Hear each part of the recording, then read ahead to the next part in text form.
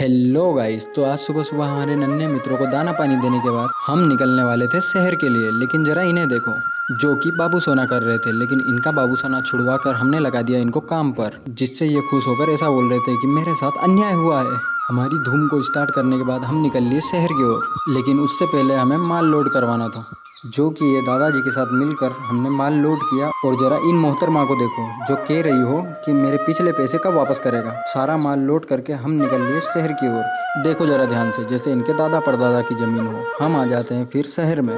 शहर आने के बाद ये हमारे माल की बोली लगाते हैं, लेकिन कम दाम में। इस वजह से हमें मंडी जाना पड़ता है। मंडी में आने के बाद ये रहा मंडी का माहौल, और ये भैया हमारे कट्टे उतारने लग जाते हैं। कट्टे उतारने के बाद हम निकल जाते हैं लस्सी पीने। लस्सी फिनिश करके हमको जाना था घर, जो कि गाड़ी में माल लोड करने के बाद हम तुरंत निकल जाते हैं घर की ओर। और फिर हुआ रास्ते में ये, रास्ते के बीचों बीच एक पेड़ गिर गया था, जिसको ये भैया बार बार हटाने की कोशिश कर रहे थे, लेकिन वो हट ही नहीं रहा था।